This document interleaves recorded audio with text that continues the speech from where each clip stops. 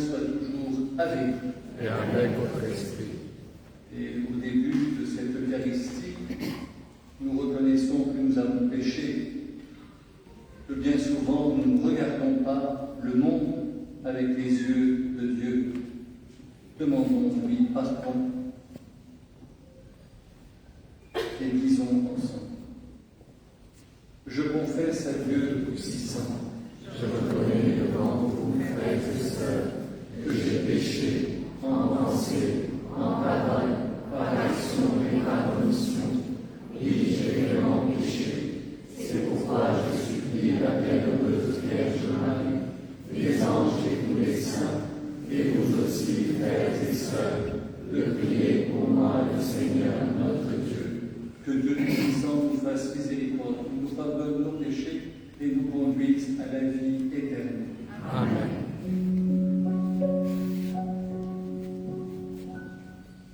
Seigneur Jésus, envoyé par le Père, pour guérir et sauver les hommes, prends pitié de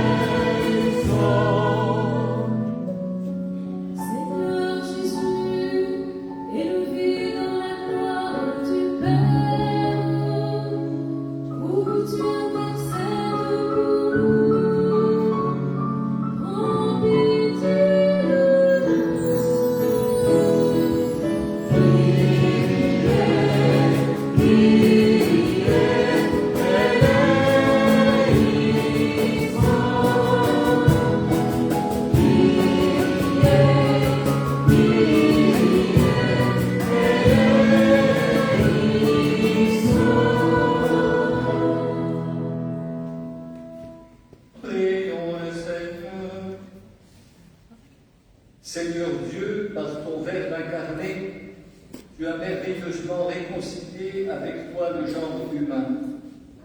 Accorde au peuple chrétien de se hâter avec un amour généreux et une foi ardente au devant des fêtes pascales qui approchent, par Jésus-Christ, ton Fils, notre Seigneur, qui vit et règne avec toi dans l'unité du Saint-Esprit, Dieu pour les siècles des siècles. Amen.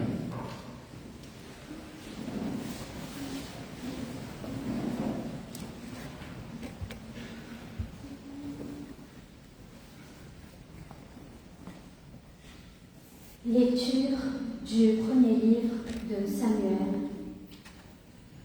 En ces jours-là, le Seigneur dit à Samuel : prends une corne que tu rempliras d'huile et pars.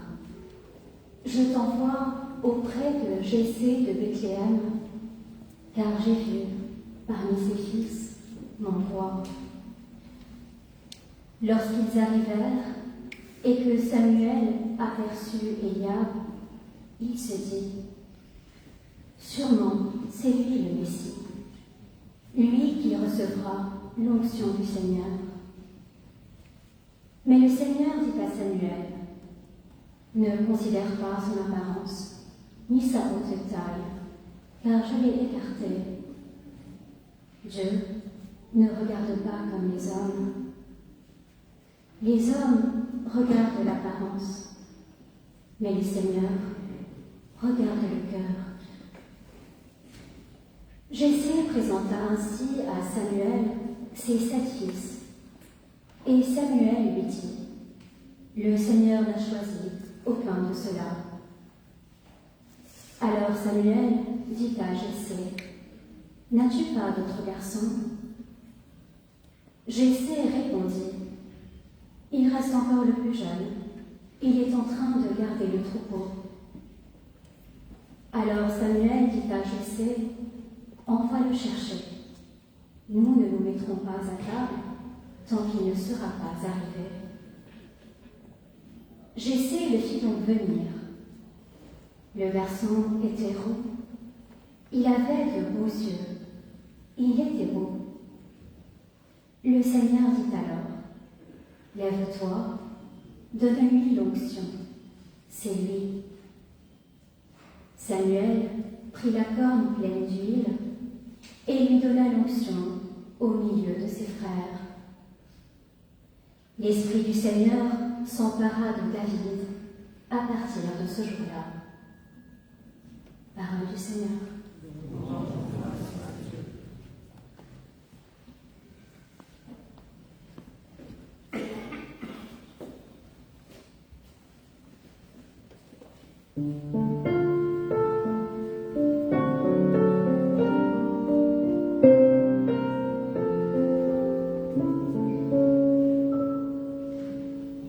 Le Seigneur est mon berger, rien ne saurait me manquer. Le Seigneur est mon berger, rien ne saurait me manquer. Le Seigneur est mon berger.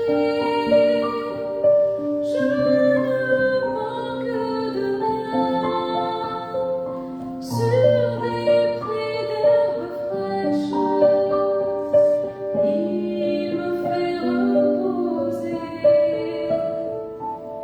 il me mène vers les eaux tranquilles, il me fait revivre, il me conduit par le juste chemin. Pour l'honneur de son nom. Le Seigneur est mon berger, rien ne saurait me manquer. Si je traverse les ravins de la mort, je ne crains aucun mal, car tu es avec moi, ton bâton me guide et me rassure. Tu prépares la table pour moi, devant mes ennemis. Tu répands le parfum sur ma tête, ma coupe est débordante. Le Seigneur est mon berger, rien ne saurait me manquer.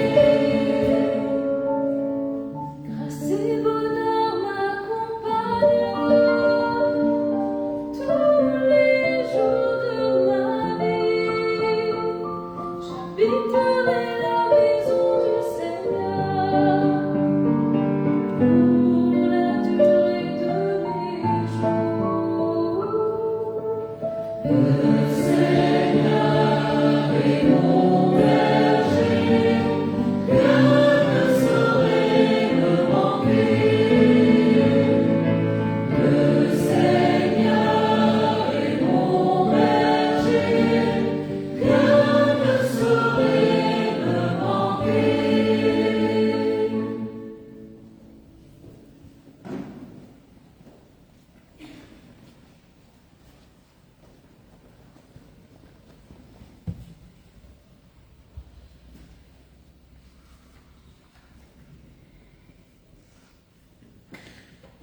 Lecture de la lettre de saint Paul apôtre aux Éphésiens. Frères, autrefois vous étiez ténèbres. Maintenant, dans le Seigneur, vous êtes lumière. Conduisez-vous comme des enfants de lumière. Or, la lumière a pour fruit tout ce qui est bonté, justice et vérité. Et sachez reconnaître ce qui est capable de plaire au Seigneur. Ne prenez aucune part aux activités des ténèbres. Elles ne produisent rien de bon. Démasquez-les plutôt. Ce que ces gens-là font en cachette, on a honte même d'en parler. Mais tout ce qui est démasqué est rendu manifeste par la lumière, et tout ce qui devient manifeste est lumière. C'est pourquoi l'on dit « Réveille-toi, ô toi qui dors, relève-toi d'entre les morts, et le Christ t'illuminera. » Parole du Seigneur.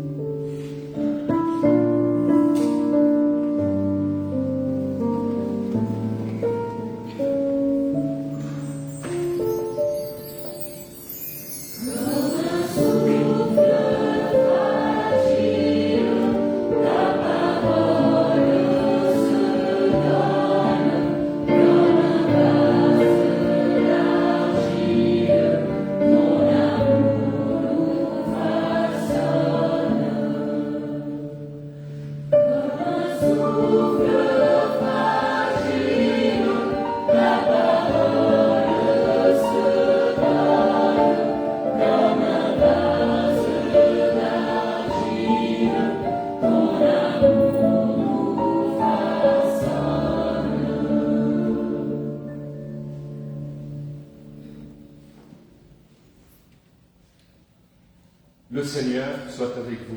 Et avec votre esprit. Évangile de Jésus-Christ selon saint Jean. Gloire à toi, Seigneur.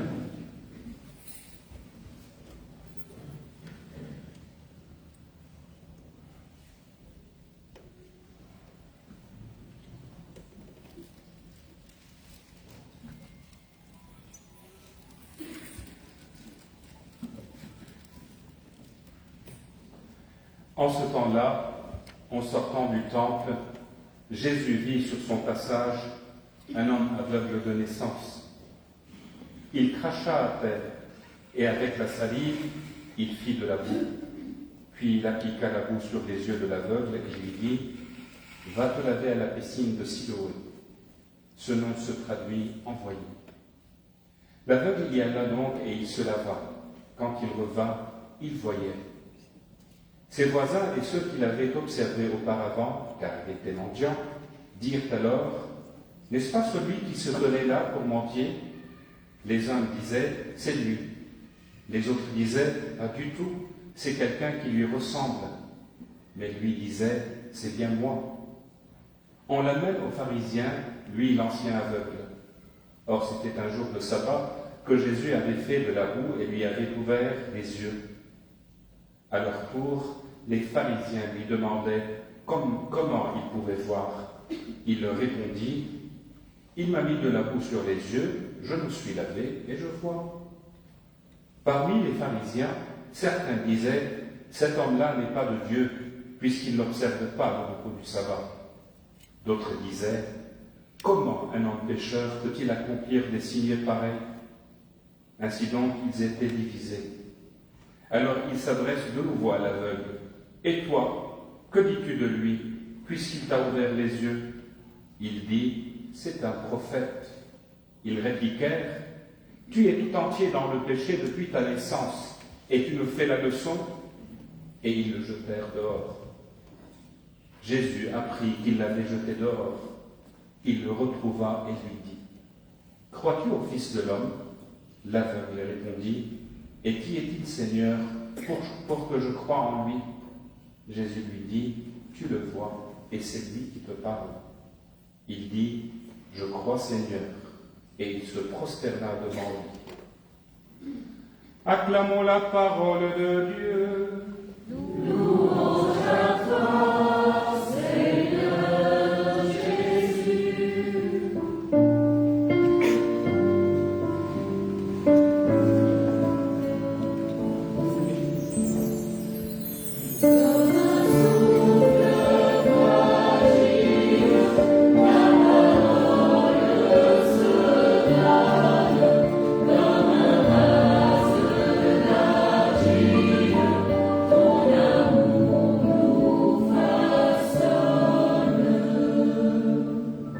Bien chers amis, aujourd'hui nous sommes à peu près à la moitié du carême et l'on appelle ce dimanche l'Étale, ce qui veut dire réjouissez-vous. C'est le premier mot du chant d'entrée du 4e dimanche de carême qui reprend un passage du prophète Isaïe. Réjouis-toi Jérusalem, vous tous qui l'aimez, rassemblez-vous, jubilez de sa joie, vous qui étiez dans la tristesse, alors vous exulterez, vous serez rassasiés de consolation. Nous sommes appelés à nous réjouir parce que déjà perce la joie de la résurrection. C'est vraiment le Christ ressuscité, lui qui a vaincu la mort, qui est notre lumière, celle qui peut éclairer nos ténèbres. Grâce à sa lumière, nous pouvons voir les choses avec bonté, peut-être avec justesse, pour reprendre les termes de saint Paul. Dans le premier texte que nous venons d'entendre et qui est tiré du premier livre de Samuel, il est question du choix de David. À la surprise de Jessé, qui avait oublié de présenter son dernier fils, le Seigneur choisit le plus petit, David, comme roi. L'important, me semble-t-il, dans ce récit, c'est ce que dit le Seigneur au prophète Samuel. Dieu ne regarde pas comme les hommes. Les hommes regardent l'apparence, mais le Seigneur regarde le cœur. Oui, l'important, c'est notre manière de regarder les choses. Est-ce que je regarde les choses de l'extérieur, comme font les hommes, ou au contraire, est-ce que je regarde les choses de l'intérieur, comme fait le Seigneur? Il faut bien faire la différence entre l'image que nous donnons à voir de nous-mêmes et sur laquelle nous sommes tous appelés à travailler pour que cette image exprime le mieux possible ce qui habite notre cœur. Faire la différence entre l'image et l'apparence qui reste tout extérieure et bien souvent superficielle. David n'a pas été choisi pour sa beauté extérieure ou ses beaux yeux, même si le texte dit « il était beau ». Il est sans doute devenu encore beaucoup plus beau lorsqu'il a reçu l'onction des mains de Samuel et que l'Esprit du Seigneur s'est emparé de lui. Ce qui importe pour nous, c'est de savoir regarder les choses avec les yeux du cœur. Et c'est là où le merveilleux passage de l'évangile de Jean sur la guérison de l'aveugle né peut nous aider à aller de l'avant dans notre manière de regarder les choses, à condition de nous laisser éclairer par celui qui est la vraie lumière, la lumière du monde. En fait, il y a deux sortes de cécité. Il y a la cécité naturelle et il y a la cécité du cœur. Lors de sa première rencontre avec l'aveugle-né, Jésus lui redonne la vue. Jésus est pour l'aveugle-né un grand guérisseur, dont il ignore encore la demeure. Ce signe, accompli le jour du sabbat, donne lieu à plusieurs interprétations. Le texte précise même que les pharisiens étaient divisés. En effet, pour les uns, la guérison accomplie par Jésus le jour du sabbat signifiait violation de la loi, ait péché. Jésus était donc un pécheur parce qu'il avait travaillé le jour du sabbat. Pour les autres, Jésus ne pouvait pas être un pécheur. En effet, comme dit le texte, comment un pécheur peut-il accomplir des signes pareils? En revanche, pour l'aveugle guéri, Jésus est un prophète. Cela lui vaudra beaucoup. Cela lui vaudra d'être exclu du groupe, de la synagogue, de ceux que Jean appelle les Juifs. C'est alors que Jésus rencontre l'aveugle guéri une deuxième fois. Et c'est au cours de cette deuxième rencontre que Jésus lui fait faire le passage du Jésus prophète au Jésus fils de l'homme. L'aveugle guéri est en effet appelé à passer de la lumière des yeux à la lumière de la foi. Crois-tu au Fils de l'homme? Lui demande Jésus. L'aveugle guéri est appelé à devenir disciple. Il voit désormais avec le cœur, parce qu'il s'est laissé éclairer par celui qui est la lumière du monde. Il peut nous arriver de fermer les yeux à la vraie lumière et ainsi devenir aveugle, un peu comme les pharisiens qui ont fermé les yeux sur le Christ, la lumière du monde. N'ayons pas peur de demander au Seigneur de nous donner la grâce de voir avec le cœur et de devenir, comme l'aveugle guéri, des témoins de la présence du Seigneur ressuscité dans notre vie de chaque jour, surtout en cette période particulièrement difficile que nous traversons. Puissions-nous dire, avec l'aveugle guéri, je crois, Seigneur.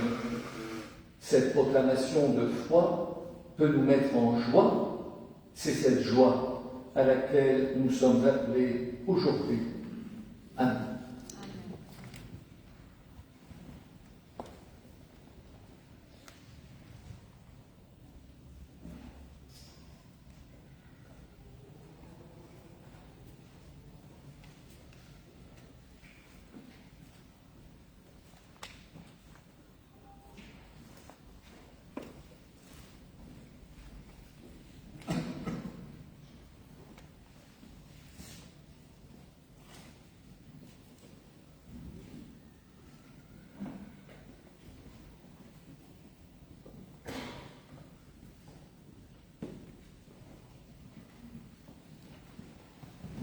Ensemble, nous nous levons pour redire notre foi. Je crois en un seul Dieu, le Père puissant, Créateur du ciel et de la terre, de l'univers visible et invisible. Je crois en un seul Seigneur Jésus-Christ, le Fils unique de Dieu, né du Père avant tous les siècles. Il est Dieu né de Dieu, lumière née de la lumière, vrai Dieu né du vrai Dieu, engendré non pas créé, consubstantiel au Père, et par lui tout a été fait.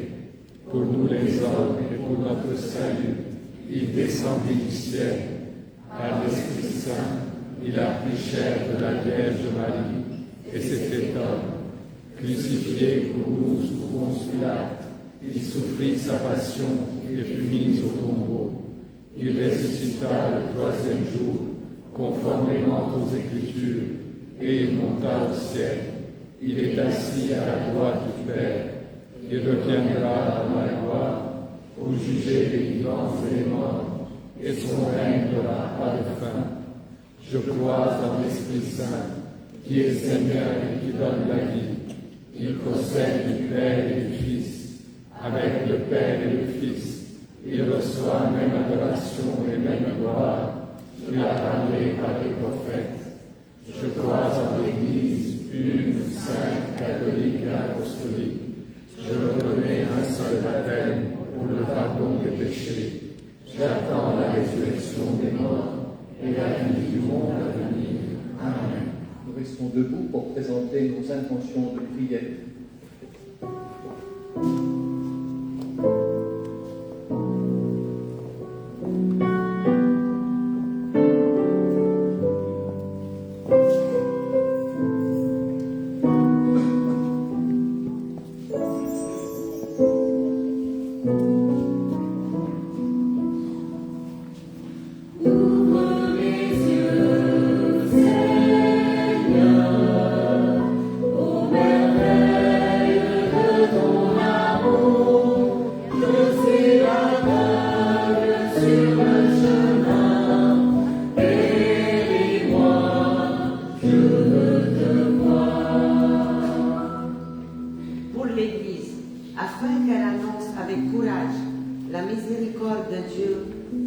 accompagne tous les hommes sur le chemin de la conversion et de la réconciliation.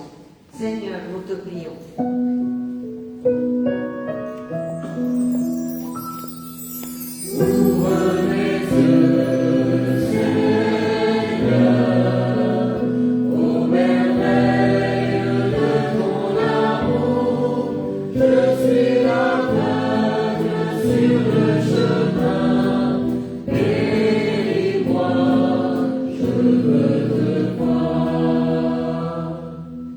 Pour les responsables des nations, afin que Dieu éclaire ceux qui exercent l'autorité, qu'ils recherchent sincèrement la justice, la paix et le bien des peuples. Seigneur, nous te prions.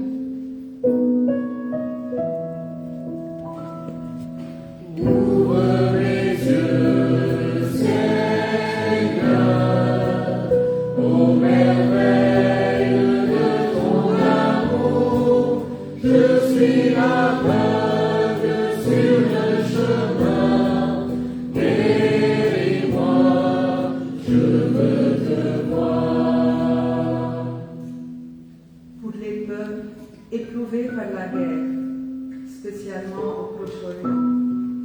Pour les victimes, les familles endeuillées, les blessés et les personnes déplacées. Que le Seigneur soutienne leur espérance et suscite des artisans de paix capables d'ouvrir des chemins de dialogue et de réconciliation. Seigneur, nous te prions.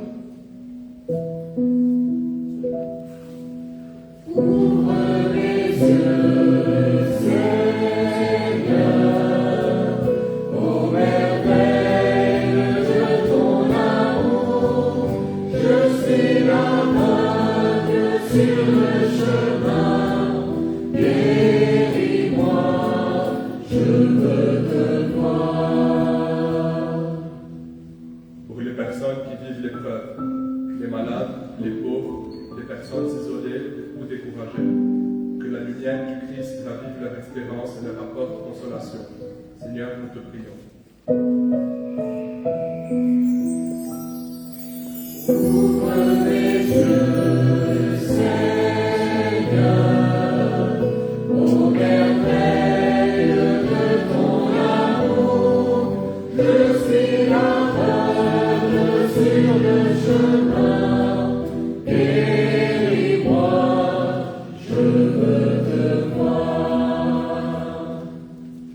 Pour notre communauté, afin que ce temps de carême nous aide à revenir vers Dieu de tout notre cœur et à témoigner de sa miséricorde par des gestes de pardon et de fraternité. Seigneur, nous te prions.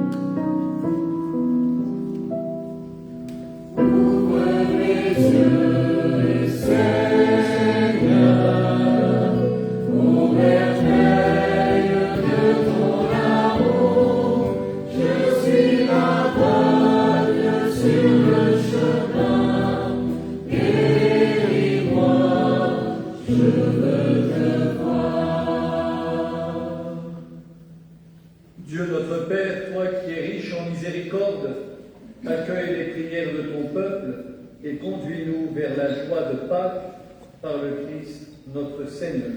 Amen.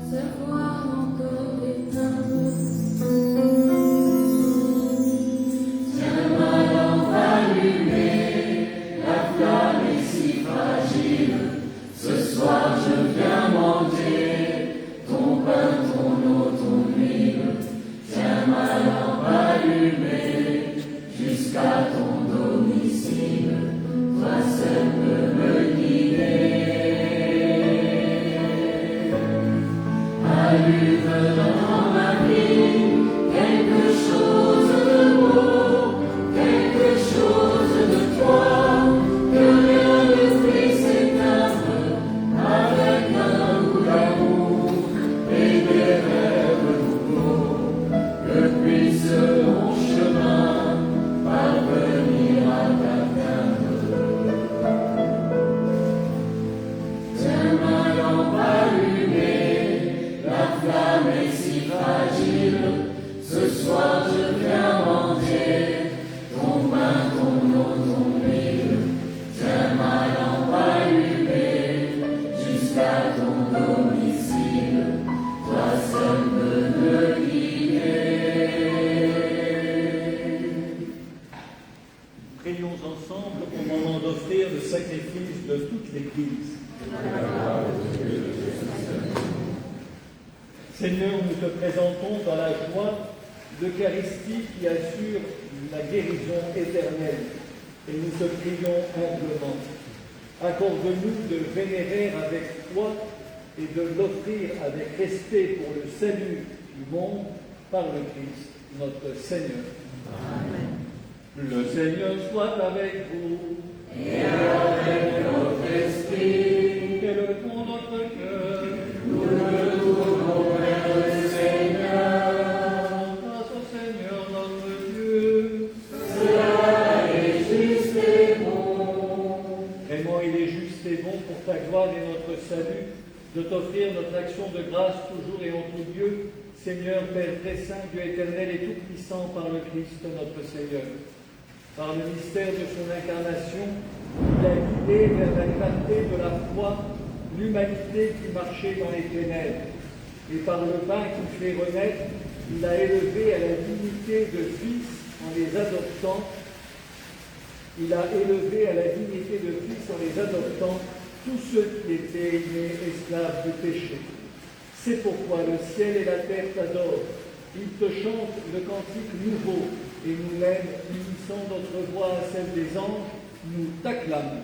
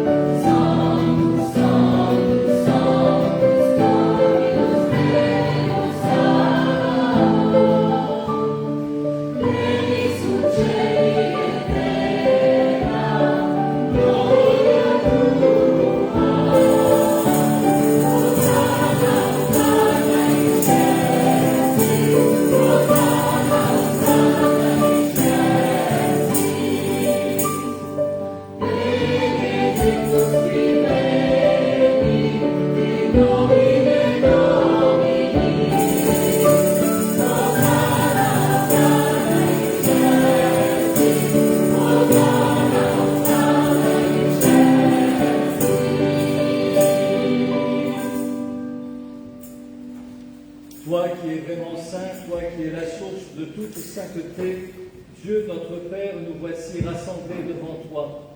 Et dans la communion de toute l'Église, nous célébrons le jour où le Christ est ressuscité d'entre les morts. Par lui que tu as élevé à ta droite, nous te prions. Sanctifie ces offrandes en répandant sur elles ton esprit, qu'elles deviennent pour nous le corps et le sang de Jésus, le Christ, notre Seigneur. Au moment d'être livré et d'entrer librement dans sa passion, il prit le pain, il rendit grâce, il le rompit et le donna à ses disciples en disant: prenez et mangez-en tous, ceci est mon corps livré pour vous.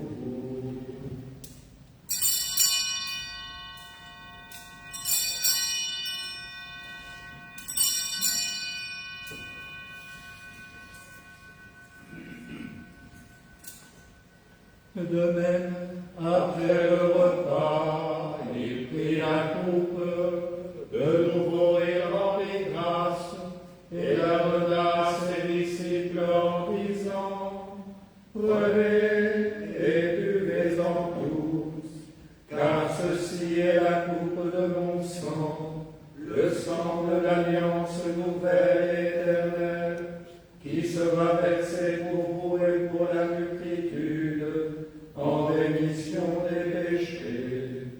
Vous ferez cela en mémoire de moi.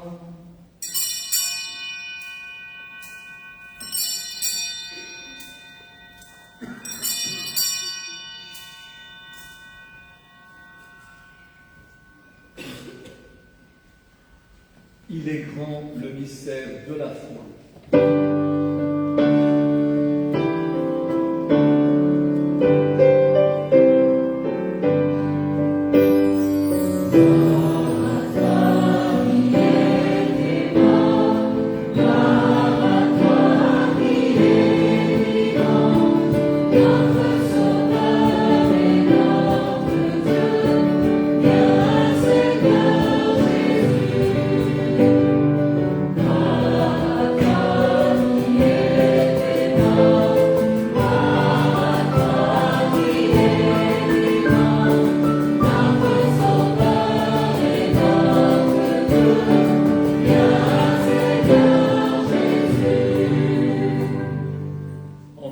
Ainsi mémoire de la mort et de la résurrection de ton Fils, nous t'offrons, Seigneur, le pain de la vie et la coupe du salut, et nous te rendons grâce, car tu nous as estimés dignes de nous tenir devant toi pour te servir.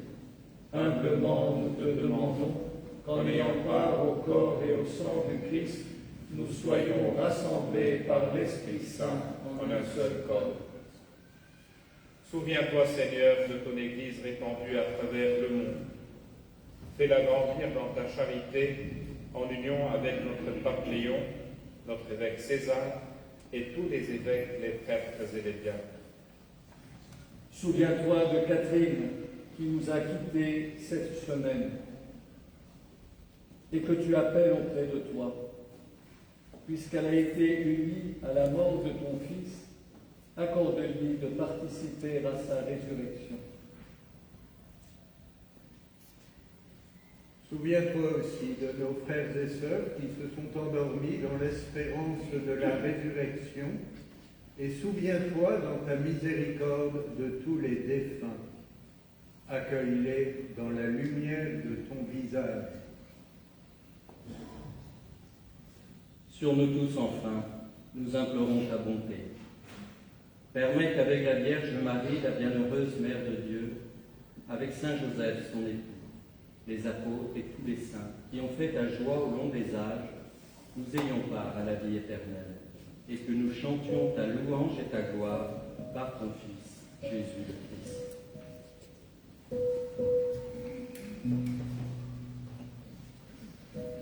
Par lui, avec lui et en lui.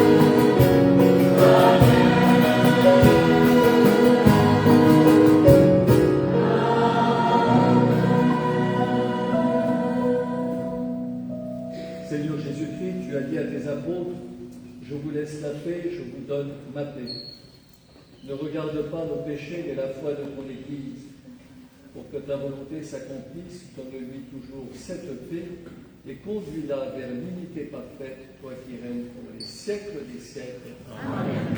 Que la paix du Seigneur soit toujours avec vous. Et avec votre esprit. Dans la charité du Christ, donnez-vous la paix.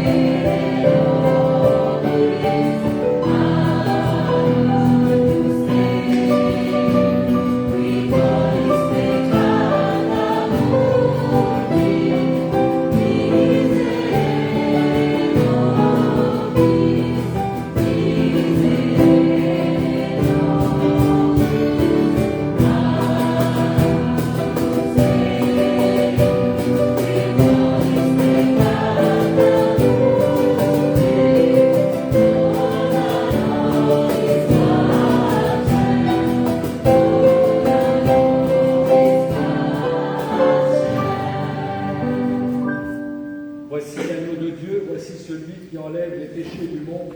Heureux les invités au repas des noces de l'agneau. Seigneur, je ne suis pas digne de te recevoir, mais dis seulement une parole et je serai guéri.